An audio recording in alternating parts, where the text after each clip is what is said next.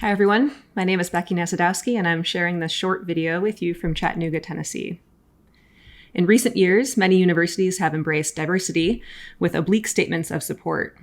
Related, design educators have rightfully sought strategies for inclusive pedagogy, increasing representation and working toward ensuring the classroom is comfortable.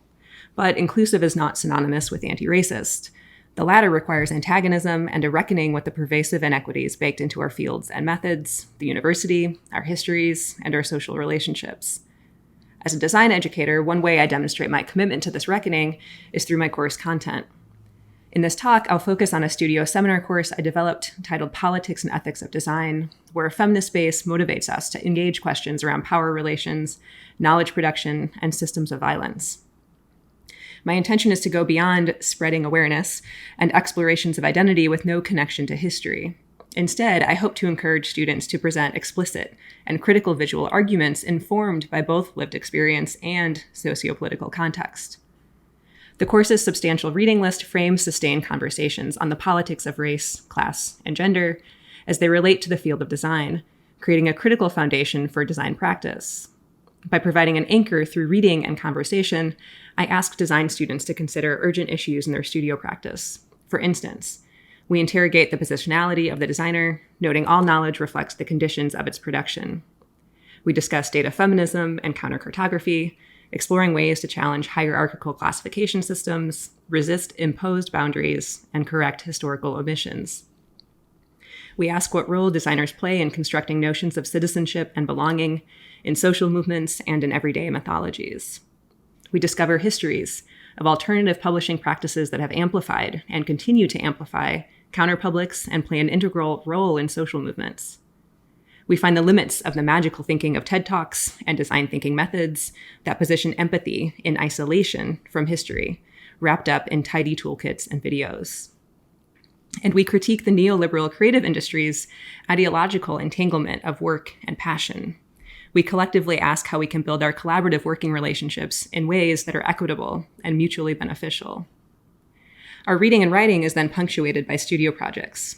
We begin the semester with data visualization posters that ask students to position themselves within a larger system. Andy here focused on the accessibility to her family's hometown of Venezuela. The Federal Aviation Administration, or FAA, banned travel there in early 2019 in the wake of socialist Nicolas Maduro's election. She noted the regulations made reuniting with family and country a deeply complex problem that required additional planning and resources, time and money, to meet in a nearby country or pay for alternative flight connections. She wrote, quote, "The FAA restriction has wounded connection in families, tourism, and diplomacy."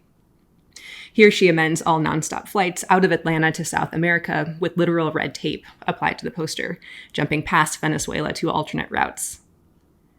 This next student mapped out all of the churches in the area they grew up in and currently still live in. They talked about how this density and influence from nearly every member of their family, to their friends, to their teachers, impacted their sense of morality growing up, their politics, and their sexuality, all of which they were then renegotiating. In Amanda's poster, titled Ritual, she wrote down every ingredient from every beauty product she wore each day. She found that there are many unknown chemicals within a product, with roughly 64% of them being absorbed into her skin. In our next interview project, students must write and conduct an interview, then communicate what they learned to a larger public, which might be a literal translation of the interview or something more abstract. In this context of framing and representation, I talk with students about interacting with and representing communities that may or may not be their own through both logistical and philosophical questions around interviewing. We discuss the ethics of working with people, the importance of framing, the power in creating stories, along with the potential for perpetuating violence. Michael's sex-positive app design stemmed from his interviews with 20-somethings that made clear safe sex was a concern for those on dating apps. This then created the space for a class to talk about the impact of Tennessee laws that ban schools from teaching K-12 students about, quote, gateway sexual activity, instead promoting abstinence in schools. Tanner here rerouted their dead-end interview, which had the original goal to ask the local bus drivers about their working conditions. Met with hesitation and refusal to engage because their, quote, bosses don't want them talking about stuff like that, their video presents a series of questions met only with indecipherable audio from the bus environment and collages of assorted bus ephemera with surveillance cameras. This invited classroom conversation around power imbalances and coercion in the workplace, and reinforced our discussions at the outset. Always ask yourself who benefits from this project. Had Tanner pushed the workers, Tanner might have gotten the project they wanted at the cost of intensifying the driver's precarious position under surveillance. Finally, Cecil interviewed their grandfather, learning more about his experience as a radio operator. Translating dates meaningful to him into Morse code, they carefully stitched them in chronological order to create a kind of biographical poem that reflects this repetitive and patient process of communication, while also noting the exclusive nature of translation. This invited conversation around some design projects not needing to cater to everyone. Not every designer is welcome to every conversation, and not every audience member needs to be served or made comfortable.